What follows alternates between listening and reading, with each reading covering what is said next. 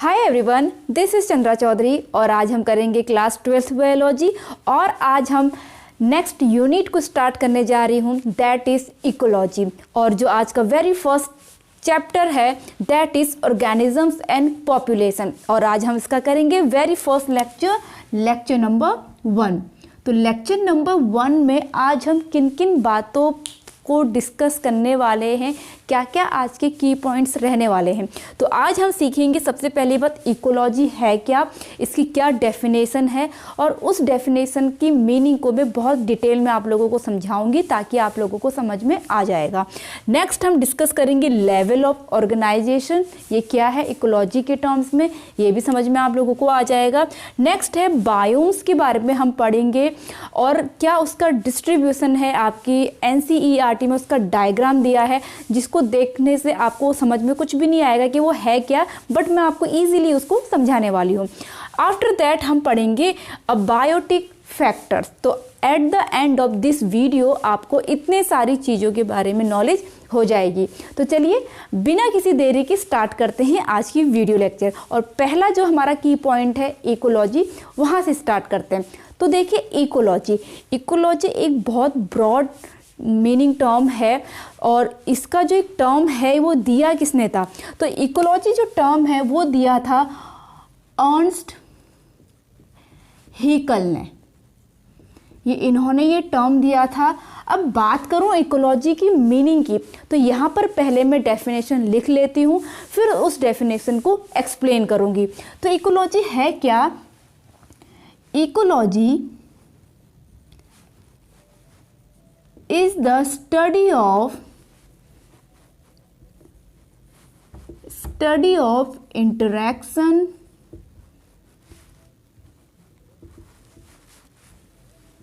of organisms and between organisms and abiotic factors. तो देखिए ये डेफिनेशन है, बहुत ही सिंपल है कि इकोलॉजी क्या है। इकोलॉजी को स्टडी में क्या किया जाता है, क्या स्टडी किया जाता है। तो सबसे पहली बात इंटरैक्शन ऑफ ऑर्गेनिजम्स। देखिए हमारी अर्थ में जितने भी सारे ऑर्गेनिजम्स हैं, या हम पर्टिकुलर एक एरिया को ले लें, वहाँ पे जितने भी सारे ऑर्गेनिजम्स हैं, भले वो ह्यूमंस बीइंग हो या कैट हो, डॉग हो, बफेलो हो, काऊ हो, उनके बीच में क्या इंटरैक्शन है। अब वो इंटरैक्शन न्यूट्रल भी हो सकता है या फिर एक को फ़ायदा एक को नुकसान भी हो सकता है। जिसको फ़ायदा होगा वो पॉजिटिव इंटरैक्शन है, जिसमें नुकसान होगा वो नेगेटिव आपका इंटरैक्शन है। फॉर एग्जांपल हम जैसे पेट एनिमल पालते हैं, डोमेस्टिक एनिमल्स जो होते हैं, काऊ है, तो उनसे हमें दूध मिल रहा है, तो इंटरैक्शन है ना, उनको हम खाना दे रहे हैं और उनसे हमें दूध मिल रहा है, तो एक दूसरे को फ़ायदा हो रहा है। तो ये क्या है, एक पॉजिटिव इंटरैक्शन है। या जैसे कोई मच्छर है, हमें काटता है, वो हमारा खून चूस रहा है और हमने उसको बदले में मार दिया, उसको तो हमसे फ़ायदा हो रहा है। अगर हम सपोज उसको नहीं मार पाए, वो उड़ गया, वो हमारा खून चूस के उड़ गया, तो वो उसके लिए तो पॉजिटिव है, उसको फ़ायदा हो रहा है हमसे। लेकिन हमारे लिए वो नेगेटिव इंटरैक्शन है क्योंकि वो हमारा खून चूस के ले जा रहा है, हमें नुकसान है। उसी तरह से जो कुछ भी माइक्रोब्स हमारे स्मॉल इंटेस्टाइन में थाउजेंड्स होते हैं, हंड्रेड्स ऑफ स्पीसीज होते हैं, आपकी NCERT बुक में गिवन है। तो हमारा उसके साथ इंटरैक्शन है, लेकिन उसको फ़ायदा हो रहा है, हमें नुकसान हो रहा है, उसके लिए पॉजिटिव है, हमारे लिए नेगेटिव है। तो आई होप ये समझ में आ गया होगा कि इकोलॉजी के अंदर हम स्टडी करते हैं कि जो वेरियस टाइप ऑफ ऑर्गेनिजम्स हैं उनके बीच का इंटरेक्शन कैसा है, क्या वो करते हैं आपस में। और दूसरी चीज़, जो ऑर्गेनिजम्स हैं और जो हमारे पूरे सराउंडिंग में जो एबायोटिक फैक्टर हैं, लाइक वो सॉयल हो, लाइट हो, टेम्परेचर हो एंड आपका वाटर हो, हम उसके साथ कैसा हमारा क्या इंटरेक्शन है, क्या हमें फ़ायदा हो रहा है, तो इसकी स्टडी करना ही आपकी क्या कहलाती है, इकोलॉजी कहलाती है। तो यहाँ पर दो बातें हैं आपकी। पहली बात क्या है कि जो लिविंग ऑर्गेनिजम्स हैं वेरियस टाइप्स के, उनके बीच में कैसा इंटरेक्शन है, और उन ऑर्गेनिजम्स का उसकी सराउंडिंग में जो एबायोटिक फैक्टर्स है उसके बीच का क्या इंटरेक्शन है, इसकी स्टडी करना ही आपका इकोलॉजी कहलाता है, जो आपका टर्म दिया था अर्नस्ट हीकल ने। I hope I am clear to all of you. आपको इतनी बात समझ में आ गई होगी। चलिए आगे हम अपना नेक्स्ट टॉपिक पढ़ते हैं, that is level of organisation. Means जो आपका बायोलॉजिकली यहाँ पर है, यहाँ पर उसको हम पढ़ेंगे क्या उसका ऑर्गेनाइजेशन होता है। तो सबसे पहले देखो, जैसे कि ऑर्गेनिजम्स आपको मैंने बताया, सेकंड हम पढ़ रहे हैं, यहाँ पर हेडिंग ऑलरेडी लिखी हुई है तो मैं दोबारा नहीं लिख रही हूँ। तो आपका है सबसे पहला जो आएगा दैट इज ऑर्गेनिजम्स। अब अगर मैं बात करूँ ये ऑर्गेनिजम्स बनता कैसे है, कोई भी ह्यूमन बीइंग एक ऑर्गेनिज्म है, कैट एक ऑर्गेनिज्म है, डॉग एक ऑर्गेनिज्म है, ठीक है, मल्टी सेलुलर है, बट कॉम्प्लेक्स मल्टी सेलुलर है एक्चुअली। तो कैसे इनका फॉर्मेशन हुआ है, तो हमने प्रीवियस चैप्टर में पढ़ चुके हैं ऑलरेडी कि इस जब लाइफ बनी थी तो सबसे पहले सेल से बनी थी। तो सेल्स होते हैं, ठीक है, उसके बाद क्या होते हैं आपके टिश्यू बनते हैं, बहुत सारे सेल्स मिलकर टिश्यू, बहुत सारे टिश्यू मिलकर के ऑर्गन बनाते हैं, बहुत सारे ऑर्गन मिलकर के आपके ऑर्गन सिस्टम बनाते हैं, ऑर्गन सिस्टम मिलकर के एक ऑर्गेनिज्म बनाते हैं। तो आपका ऑर्गेनिज्म किससे मिलकर बना हुआ है, ऑर्गन सिस्टम से मिलकर बना हुआ है। लाइक हमारा डाइजेस्टिव सिस्टम है, रेस्पिरेटरी सिस्टम है, सर्कुलेटरी सिस्टम है, और भी जितने भी सारे आपके ऑर्गन सिस्टम है। अब ये किससे मिलकर बना है, एरो में यहाँ को बना लेती हूँ, ये मिलकर बने हैं ऑर्गन से। अगर मैं पर्टिकुलर बात करूँ डाइजेस्टिव सिस्टम की, तो वो कौन कौन से ऑर्गन से मिलकर बना है, mouth, food pipe, stomach, small intestine, large intestine, ये सब उसके ऑर्गन हो गए। ये सारी चीज़ें मिलकर के एक डाइजेस्टिव सिस्टम को बनाते हैं, ठीक है। अब ऑर्गन किससे मिलकर के बने होते हैं, टिश्यू से। अब एंड टिश्यू किससे मिलकर बने होते हैं, टिश्यू मिलकर बने होते हैं सेल से। तो ये ऑर्गेनाइजेशन है आपका एक ऑर्गेनिज्म का, लेकिन बात हम कर रहे हैं एक ब्रॉड मीनिंग टर्म की यहाँ पर, इकोलॉजी। अब देखिए ऑर्गेनिज्म मैंने बता दिया, जैसे ह्यूमन बीइंग ऑर्गेनिज्म है, कैट एक ऑर्गेनिज्म है, ठीक है। जब हम पर्टिकुलर सेम स्पीसीज जो ऑर्गेनिज्म है, ऑर्गेनिजम्स ऑफ सेम स्पीसीज, एक पर्टिकुलर एरिया में सेम स्पीसीज को जब काउंट करते हैं कि कितने हैं, तो उसको हम पॉपुलेशन कहते हैं। यही आपका नेक्स्ट लेवल है। नेक्स्ट लेवल क्या हो जाएगा, पॉपुलेशन, ठीक है। पॉपुलेशन में आप समझिए, पॉपुलेशन में ऐसा नहीं होगा कि इस घर में ह्यूमंस भी हैं, डॉग भी हैं, कैट भी हैं, बफेलो भी, तो वो एक पॉपुलेशन है, नो, ठीक है। सेम स्पीसीज, अगर हम ह्यूमन एक पर्टिकुलर एरिया में ह्यूमंस की बात कर रहे हैं तो ऑल ह्यूमंस, अगर हम कैट की बात कर रहे हैं तो ओनली कैट आएगा, डॉग की बात कर रहे हैं तो ओनली डॉग ही आएगा। तो यहाँ पर आपका क्या हो जाएगा, ये ऑर्गेनिजम्स ऑफ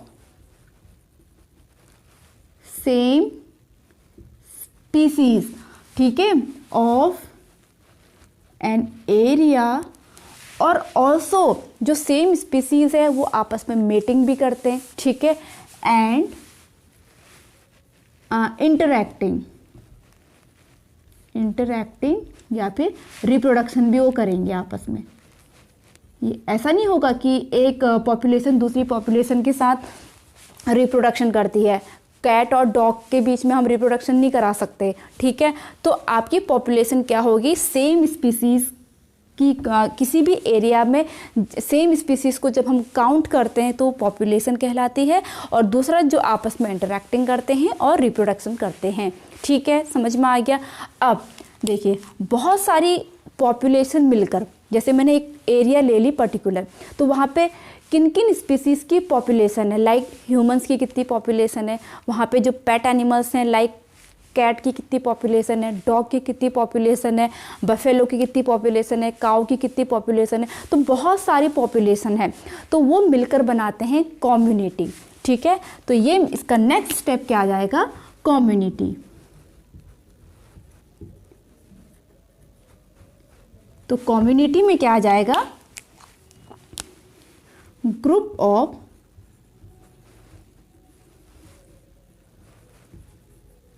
पॉपुलेशन।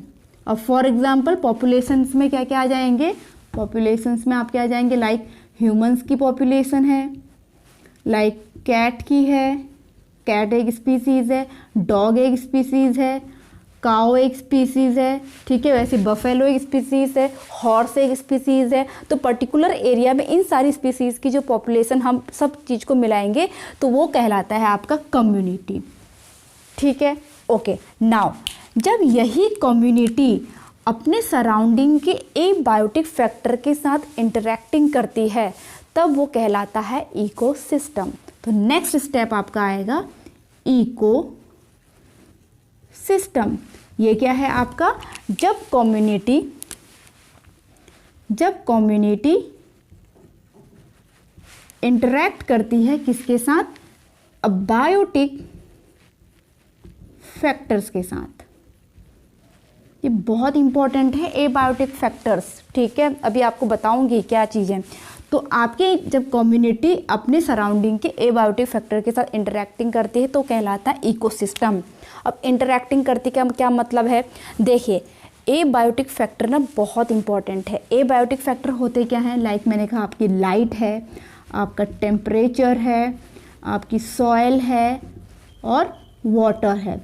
देखिए ये जो अब बायोटिक फैक्टर है ना वो किसी भी जगह की वेजिटेशन को डिसाइड करते हैं कि वहाँ कितनी प्रॉपर सनलाइट मिलती है, कितना वहाँ का टेम्परेचर है, कैसा वहाँ सॉइल है, ठीक है, कैसा वहाँ वाटर अवेलेबल है। तो उस हिसाब का ही वहाँ वेजिटेशन होता है। लाइक डेजर्ट है तो वहाँ पर देखो वाटर की स्कार्सिटी होती है, टेम्परेचर बहुत ज़्यादा होता है, सॉइल वहाँ पर उसकी वाटर होल्डिंग कैपेसिटी काफ़ी कम होती है और लाइट भी ज़्यादा होती है। तो वहाँ पर आपने देखा होगा छोटे छोटे आपकी श्रब ज़्यादा होती हैं, बहुत टॉल प्लांट्स वहाँ पर नहीं होते, पेड़ नहीं होते, ठीक है, क्योंकि वहाँ पर वाटर ही नहीं है। और जबकि बड़े बड़े पेड़ों को तो बहुत वाटर चाहिए। इसीलिए ये जो अबायोटिक फैक्टर हैं वो डिसाइड करते हैं कि उस एरिया में कैसा वेजिटेशन होगा।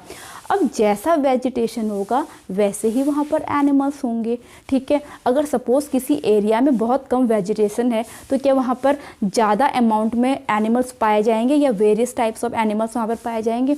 ऑफ कोर्स नहीं पाए जाएंगे, क्योंकि उनके लिए वहाँ उनकी सफिशिएंट अमाउंट का जो खाना है वही अवेलेबल नहीं है, तो वहाँ पर नहीं पाए जाएंगे, ठीक है। तो इसीलिए अबायोटिक फैक्टर डिसाइड करते हैं कि वेजिटेशन कैसा है, फिर वेजिटेशन डिसाइड करता है कि उस एरिया में कैसे एनिमल्स होंगे।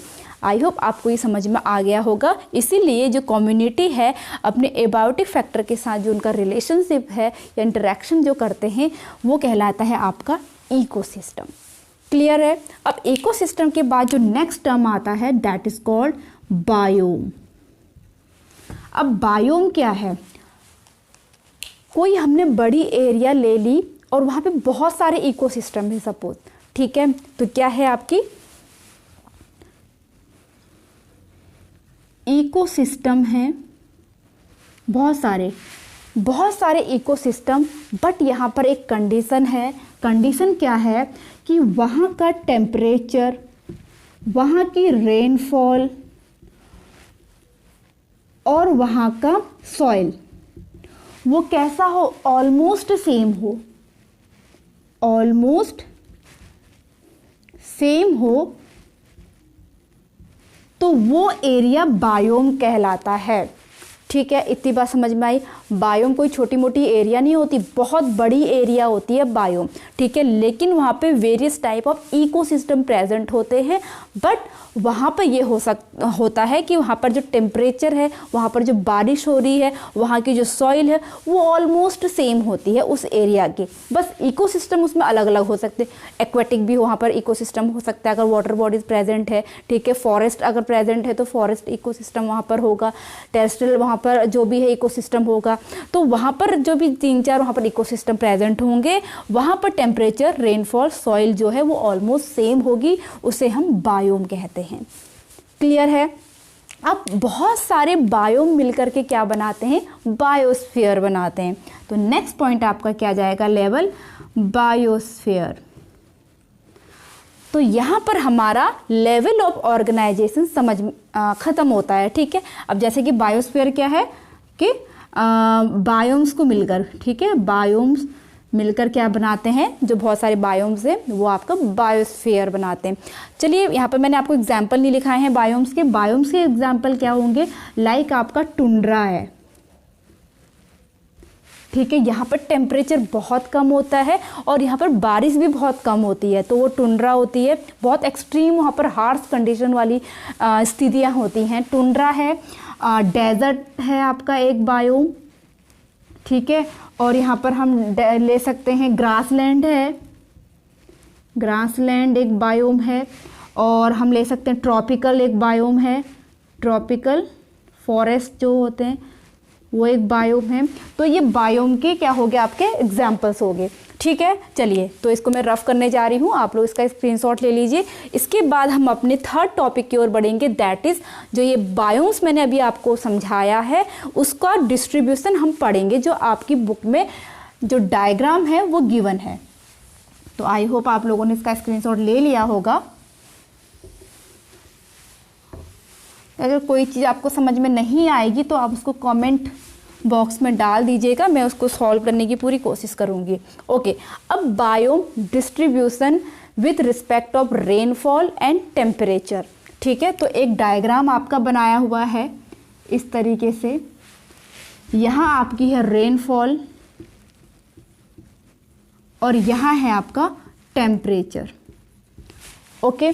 अब रेनफॉल जो है आपकी 50, 100 सेंटीमीटर, 150, 200, 250, 300, 350। टेम्परेचर की बात करूं, यहाँ आपका -15, -10, -5, 0, 5, 10, 15, 20, 25, 30, 35। तो टेम्परेचर है, यहाँ रेनफॉल है, ठीक है। तो देखिए जैसे कि मैंने अभी बताया आपको टुंड्रा, वहाँ पर बहुत कम अमाउंट में क्या होती है, बारिश होती है और वहाँ का टेम्परेचर भी बहुत कम होता है, माइनस में होता है। तो देखो कितनी हार्श कंडीशन है। तो वो होता है यहाँ कुछ इस तरीके से डायग्राम आपका बनाया है, ऐसे करके देखो बारिश बहुत कम है। तो ये आपकी जो बायोम है वो होता है आपका आर्कटिक और अल्पाइन टुंड्रा, ठीक है। देखिए -15, 10 तक वहाँ का टेम्परेचर है और बारिश भी केवल इतनी ही है, बहुत ज़्यादा नहीं है।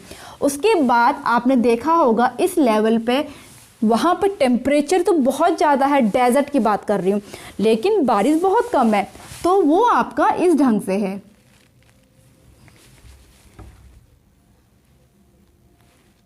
ये ठीक है। टेम्परेचर ज़्यादा है डेजर्ट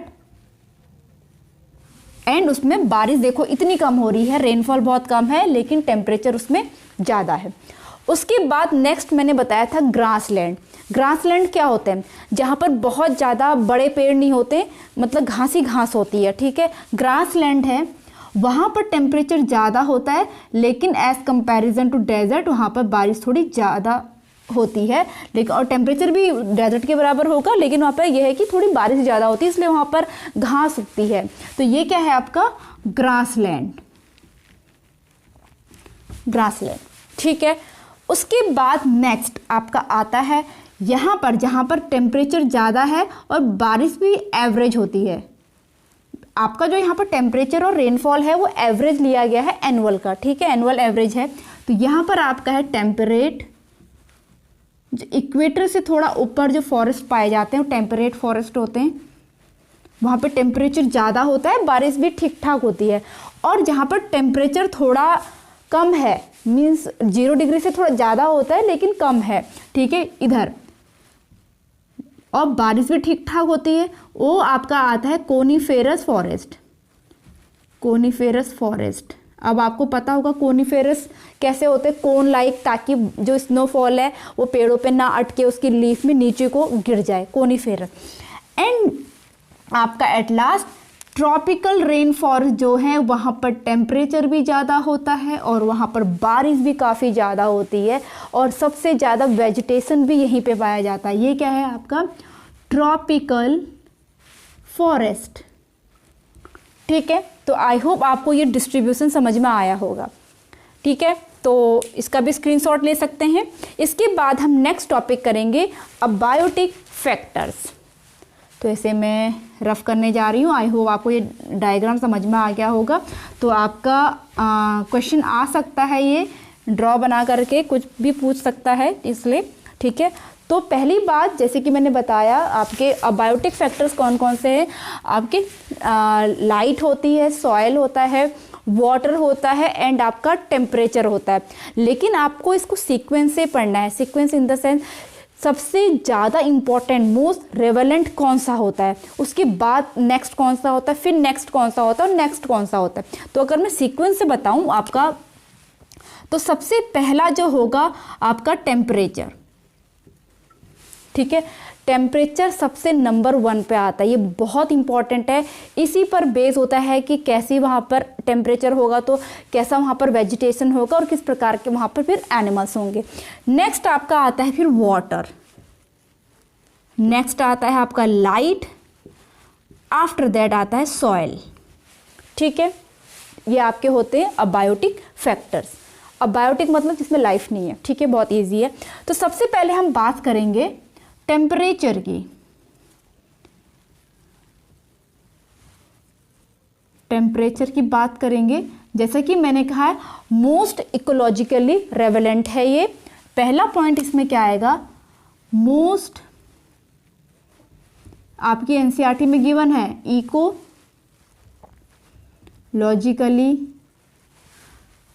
रेवेलेंट है, रेवेलेंट फैक्टर नंबर 1 पे आएगा ये, नंबर 1। ठीक है, इतनी बात समझ में आई। अब अगर अब मैं पूछूं क्या टेम्परेचर अर्थ में टेम्परेचर का डिस्ट्रीब्यूशन इक्वल होता है, बिल्कुल नहीं होता। आपको पता है आपकी जो अर्थ है वो थोड़ी टिल्ट होती है। ठीक है, और सन के चारों ओर वो रेवोल्यूशन भी कर रही है, अपने एक्सिस पे भी वो रोटेशन कर रही है, जिसके कारण वो वेरी करता है टेम्परेचर का डिस्ट्रीब्यूशन। ठीक है, तो यहाँ पर आपका अगर टेम्परेचर का डिस्ट्रीब्यूशन में कहूँ तो जो आपके हाई ऑल्टीट्यूड है, नंबर 2 पॉइंट, हाई ऑल्टीट्यूड पे जो टेम्परेचर होता है वो वेरी लो होता है, मीन्स माइनस में होता है। ठीक है, मीन्स जो आपके यहाँ पे इक्वेटर हैं, इक्वेटर से जब हम पोल्स की ओर जाते हैं ना, टेम्परेचर क्या होता है, डिक्रीज होते रहता है। इक्वेटर में सबसे ज़्यादा होता है, क्यों? क्योंकि इक्वेटर में सन की लाइट डायरेक्ट पड़ती है। जैसे जैसे हम ऊपर को मूव करेंगे पोल्स की ओर या नीचे को मूव करेंगे पोल्स की ओर, तब तब वहाँ पर जो टेम्परेचर है वो डिक्रीज होना स्टार्ट कर देता है। ठीक है, अब बात करें अगर हम सेकेंड, नहीं डिस्ट्रीब्यूशन नहीं कर रहे हैं, हाई ऑल्टीट्यूड पे लो, डेजर्ट की बात करें अगर, तो वहाँ पर टेम्परेचर होता है लगभग 50 डिग्री सेंटीग्रेड। ठीक है, और आपका हाइड्रोथर्मल वेंट की बात करें, हाइड्रोथर्मल वेंट की बात करें तो उसमें टेम्परेचर होता है 100 डिग्री सेंटीग्रेड। तो टेम्परेचर का जो डिस्ट्रीब्यूशन है वो काफ़ी वेरी करता है। ठीक है, अब देखिए जिस तरीके से टेम्परेचर है, इक्वेटर में जैसा टेम्परेचर है, उससे जस्ट ऊपर थोड़ा इस एरिया में जैसा टेम्परेचर और पोलर रीजन में जैसा टेम्परेचर है, मैंने कहा ना वेजिटेशन भी वहाँ का वैसे ही होगा और वैसे ही वहाँ पर एनिमल्स होंगे, उनका एडेप्टेशन भी वैसा ही होगा। एडेप्टेशन क्या होते हैं, स्पेशल फीचर्स होते हैं जो उसको उस पर्टिकुलर अपने हैबिटेट में रहने में हेल्प करते हैं। ठीक है, जैसे आपका एग्जांपल मैं कहूँ कैमल है, कैमल डेजर्ट में रहता है तो उसके जो पैर होते हैं उसमें गद्दियाँ होती हैं ताकि उसके पैर सिंक ना हो पाए। ठीक है, और उसकी जो पीठ होती है उसमें हम्प होता है ताकि जो वाटर जब उसको मिले खूब सारा पी के वहाँ पे जमा कर ले। उसी तरह से अगर मैं बात करूँ पोलर बियर की, तो वहाँ पर वो क्या करते हैं, जो उनका खाना होता है मछलियाँ खूब सारी खाते हैं और अपनी स्किन मोटी कर लेते हैं ताकि जब उनको बहुत ज़्यादा, क्योंकि 6 महीने दिन 6 महीने रात होता है ना जब वहाँ पर सन नहीं होता, ताकि वो हाइबरनेशन करते हैं और वो क्या कर लें, अपनी जो उन्होंने फैट्स में जो अपनी स्किन में जो भी फैट्स उन्होंने जमा किया है उसको वो यूज़ करते हैं और उनकी बॉडी का जो फर होते हैं वो वाइट कलर के होते हैं ताकि वो अपने प्रेडेटर से बच सकें। ठीक है, तो ये उनमें क्या होते हैं, आपके कुछ फीचर्स होते हैं। और दूसरी चीज़, ये फीचर्स तो हो गए आपके बाहर के मॉर्फोलॉजिकली फीचर्स हो गए, और टेम्परेचर के हिसाब से जो इंटरनल आपके हार्मोन में चेंज आता है, ठीक है, मीन्स आपके जो जहाँ पर जैसा टेम्परेचर होगा वहाँ का हार्मोन का सेक्रेशन लेवल भी वैसा ही होता है। वो उनकी बॉडी का जो टेम्परेचर है उसको कांस्टेंट रखने में हेल्प करते हैं। ठीक है, इतनी बात समझ में आ गई। अब थर्ड पॉइंट है, इसी तरह से जैसे कि मैंने कहा वेजिटेशन भी वैरी करेगा। तो अगर मैं बात करूं मैंगो की, अगर आपकी बुक में गिवन है तो मैंगो कहाँ होता है, गर्मी वाली जगह पे होता है, जैसे इंडिया में मैंगो होता है। लेकिन अगर इसमें ये जर्मनी में क्या उगेगा, कनाडा में उगेगा नहीं, क्योंकि वहाँ पर ठंड बहुत है। तो never grow in Canada and Germany. ठीक है, उसी तरह से आपका स्नो लेपर्ड है, स्नो लेपर्ड, ये आपका कहाँ है, जहाँ बहुत ज़्यादा बर्फ गिरती है। तो ये कभी भी आपका never seen in Kerala forest, Kerala forest. ठीक है, इतनी बात समझ में आ गई। इसलिए या फिर जो एनिमल्स जिस जगह पर अडेप्टेड रहता है वो वहीं पर रहता है। अगर उसको हम उठा के दूसरी जगह लाएंगे तो वो सर्वाइव नहीं कर पाएगा। पोलर बेयर को उठा के अगर हम ट्रॉपिकल रेन फॉरेस्ट वाली जगह पे ले आएंगे वो सर्वाइव नहीं कर पाएगा, क्योंकि उसके पास वैसा अडेप्टेशन नहीं है। ठीक है, इतनी बात आई होप आप लोगों को समझ में आ गई हो।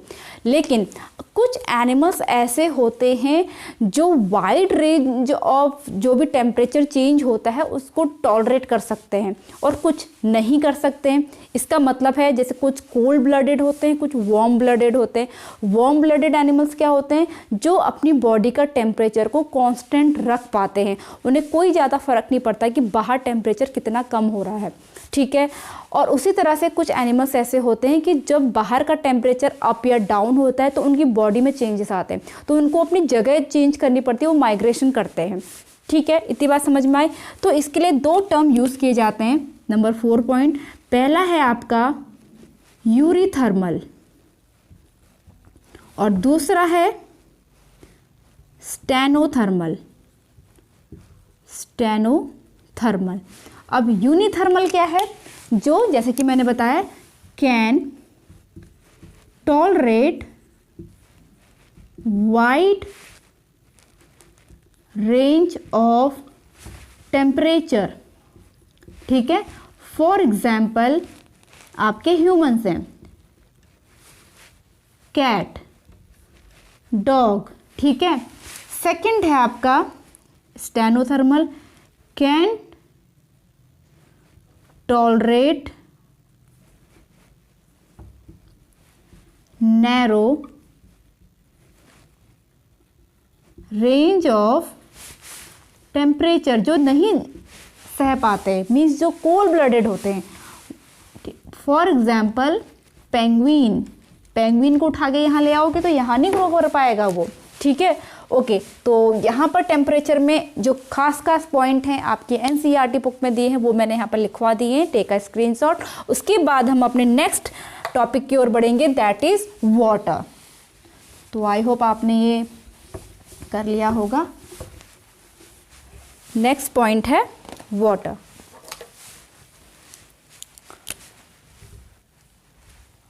वाटर देखिए, सबसे पहली बात ये इसका नंबर है सेकंड, ये सेकंड है। ठीक है, तो ये आपका नंबर सेकंड में आएगा। और सबसे पहली बात, वाटर, अगर आपने एवोल्यूशन पढ़ा है तो सबसे पहले लाइफ ही कहाँ आई थी, वाटर में। अगर मैं अपनी बॉडी की बात करूँ या किसी भी एनिमल की बॉडी की बात करूँ, प्लांट्स की बॉडी की बात करूँ, सेल की बात करूँ, तो उसमें जो ज़्यादा पार्ट होता है वो वाटर का ही होता है।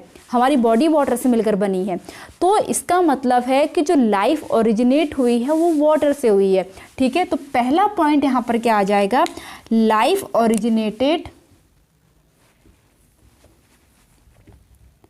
Life originated in water। ठीक है, पहला पॉइंट। दूसरा पॉइंट आपकी बुक में दिया गया है कि जो हम एनिमल्स होते हैं, टेरेस्ट्रियल एनिमल्स, ठीक है, तो जैसे कि वाटर का जो डिस्ट्रीब्यूशन है वो भी वेरी है हमारे अर्थ में, ठीक है। जो फ्रेश वाटर है, जो हमारे पीने योग्य पानी है, तो कहीं पे स्कार्सिटी है, कहीं पे नहीं है, बहुत अच्छी खासी अमाउंट में वाटर अवेलेबल है, ठीक है। तो देखिए, और लेकिन हमें वाटर की रिक्वायरमेंट को पूरा करना पड़ता है, बाहर हम पानी लेते हैं। लेकिन अगर मैं बात करूँ एक्वाटिक ऑर्गेनिजम्स की, क्या उनको भी वाटर से प्रॉब्लम होती होगी? ठीक है, उनके पास तो वाटर ही वाटर है, हमें लगता होगा कि उनको वाटर से रिलेटेड कोई प्रॉब्लम नहीं है, लेकिन ऐसा नहीं होता है, उन्हें भी वाटर से प्रॉब्लम होती है। अब आपको पता है हमारी जो अर्थ में है वो वाटर सॉल्ट कंसंट्रेशन के रेफरेंस में अलग अलग होता है। फ्रेश वाटर में सॉल्ट की जो क्वांटिटी है वो कम होती है, ठीक है, और आपके जो सी है उसमें ज़्यादा होती है, और जो हाइपोसलाइन वाटर है उसमें बहुत ज़्यादा होती है। तो इसके बेसिस पे वहाँ पर रहने वाले एनिमल्स भी आपके वहीं पर रहने के लिए एडेप्टेड रहते हैं। अगर हम फ्रेश वाटर के एक्वेटिक एनिमल को उठा के अगर हम सी में डाल देंगे तो वो ग्रो नहीं कर पाएंगे, उनकी डेथ हो जाएगी। सेम चीज़ अगर सी से उठा करके अगर हम वहाँ उनको फ्रेश वाटर में डाल देंगे तो वो ग्रो नहीं कर पाएंगे। तो इसी के उससे आपके जो एक्वाटिक ऑर्गेनिजम्स हैं, एक्वाटिक ऑर्गेनिजम्स, उनको भी क्या क्या प्रॉब्लम्स फेस करनी पड़ती है। केमिकल जो है वहाँ का केमिकल कॉम्पोजिशन, और पानी का पीएच एंड सॉल्ट कंसंट्रेशन, ठीक है। अब सॉल्ट कंसंट्रेशन को मेज़र करने के लिए, ठीक है, क्या टर्म दिया जाता है? सैलिनिटी और को पर पार्ट्स पर 1000 से, ठीक है। सॉल्ट कंसंट्रेशन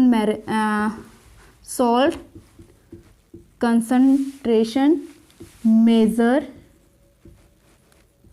ठीक है, क्या है आपका? Salinity parts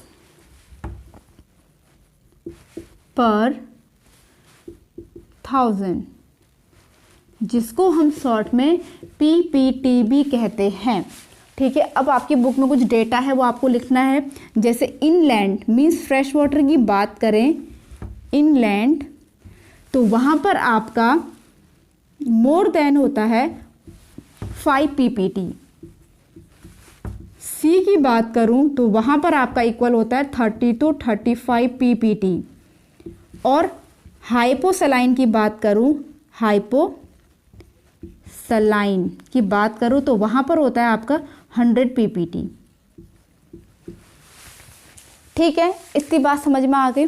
okay, now next, जैसे कि मैंने कहा कि आपके जो इनलैंड फ्रेश वाटर में रहने वाले एक्वाटिक एनिमल यहाँ पे सर्वाइव नहीं कर पाएंगे, क्योंकि देखिए सॉल्ट की जो कंसंट्रेशन है वो वेरी करता है, ठीक है, जिससे उन्हें प्रॉब्लम होती है। अब नेक्स्ट चीज़ आपका कि कुछ ऐसे भी ऑर्गेनिजम्स होते हैं, एक्वाटिक ऑर्गेनिजम्स होते हैं जो आपके इनमें क्या कर सकते हैं, आपके मतलब फ्रेश वाटर और सी वाटर में दोनों में सर्वाइव कर सकते हैं, टॉलरेट कर सकते हैं, ठीक है। उन्हें भी टर्म्स दिया गया है, जो नहीं कर सकते और जो कर सकते हैं। जैसे कि आपका टेम्परेचर में था, तो जो कर सकते हैं उन्हें कहते हैं यूरीहेलाइन, और जो नहीं कर सकते हैं उन्हें कहते हैं स्टेनोहेलाइन। तो देखिए डेफिनेशन नहीं, क्या है ये? तो यूरीहेलाइन क्या है? Can tolerate wide range of salinity. ये टर्म्स है आपका सैलिनिटी, जो सॉल्ट कंसंट्रेशन को मेजर करती है, ठीक है। फॉर एग्जांपल है इसका सैल्मन आपका फ्रेश वाटर में भी रह सकता है, मरीन वाटर में भी रह सकता है। दूसरा है आपका ये can tolerate only narrow range of salinity, spelling mistake हो गई है, सैलिनिटी, ठीक है। एग्जाम्पल इसका हो गया गोल्ड फिश। तो यहाँ पर आपका वाटर भी खत्म होता है, तो टेक अ स्क्रीनशॉट। इसके बाद हम नेक्स्ट पढ़ेंगे आपका लाइट। तो आई होप आपने स्क्रीनशॉट ले लिया होगा।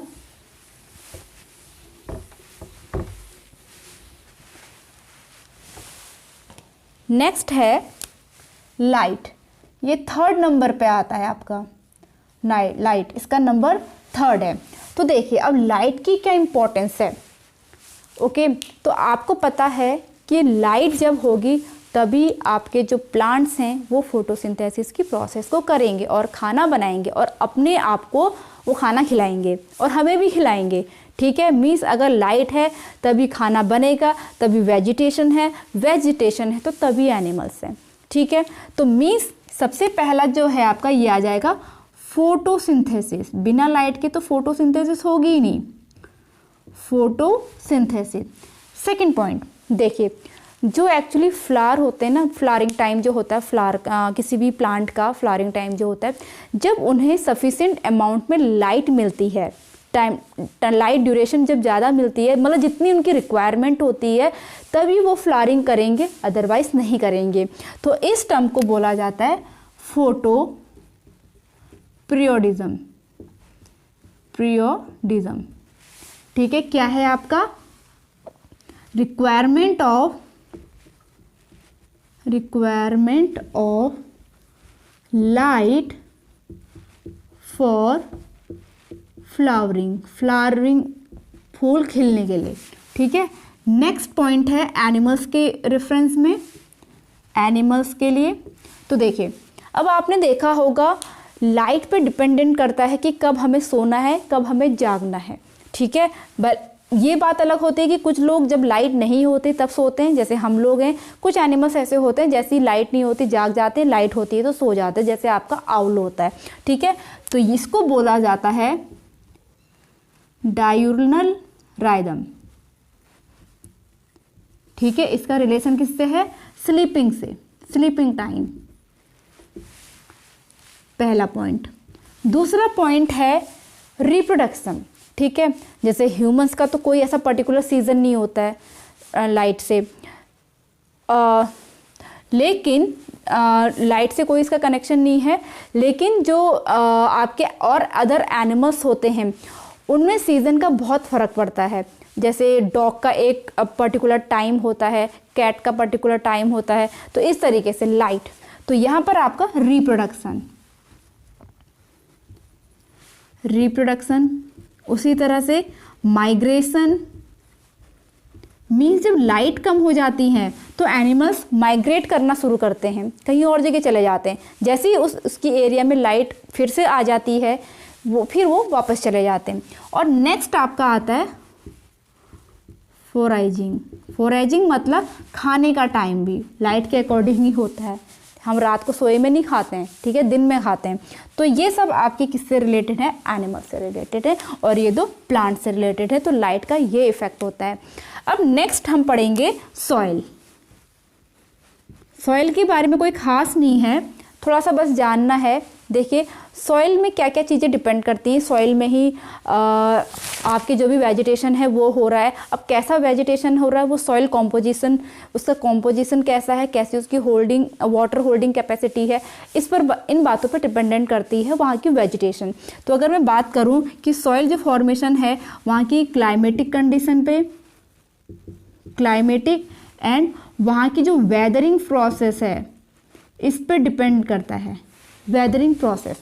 ठीक है, मीन्स और जो परकुलेशन है, percolation and water holding capacity, water holding capacity वो किस बात पर निर्भर करती है कि सॉइल का कॉम्पोजिशन कैसा है, सॉइल कॉम्पोजिशन। और प्लस ठीक है, वहाँ पर उसका जो ग्रेन साइज है वो कैसा है, grain size. Percolation, I hope इस बात को आप समझते हो क्या होता है। परकुलेशन आपका ये है, सपोज इसमें आपने मिट्टी है, आपने ऊपर से पानी डाला और यहाँ पे एक छेद बना दिया, तो कितने टाइम में वो पानी रिस के नीचे चला जाता है, यहाँ आ जाता है। तो परकुलेशन रेट है कि यहाँ आपने डाला और यहाँ पर आना कब स्टार्ट हुआ। तो अगर मिट्टी की पार्टिकल्स यहाँ पर सॉइल के क्लोजली पैक्ड होंगी तो बहुत कम आएगा, बहुत देर में आएगा, टाइम टेक करेगा, तो मीन्स उसकी वाटर होल्डिंग कैपेसिटी ज़्यादा है, ठीक है।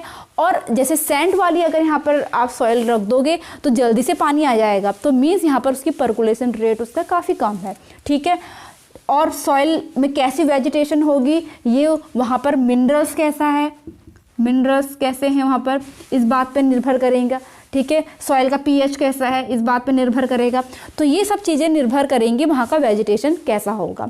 तो आई होप आज का जो होल वीडियो लेक्चर है, हमने यहाँ पर इकोलॉजी को ख़त्म किया, लेवल ऑफ ऑर्गेनाइजेशन, आपके बायोम्स डिस्ट्रीब्यूशन और एबायोटिक फैक्टर्स को हमने कम्प्लीटली यहाँ पर ख़त्म कर दिया है। आप इसका स्क्रीनशॉट ले सकते हो। और आई होप आज का ये वीडियो लेक्चर आप लोगों के लिए काफ़ी हेल्पफुल रहा हो। अच्छा लगा हो तो please hit the like, leave the comment, subscribe to my channel and press the bell icon. मैं मिलूंगी अपनी नेक्स्ट वीडियो के साथ, तब तक के लिए stay tune, stay healthy, stay connected, bye bye.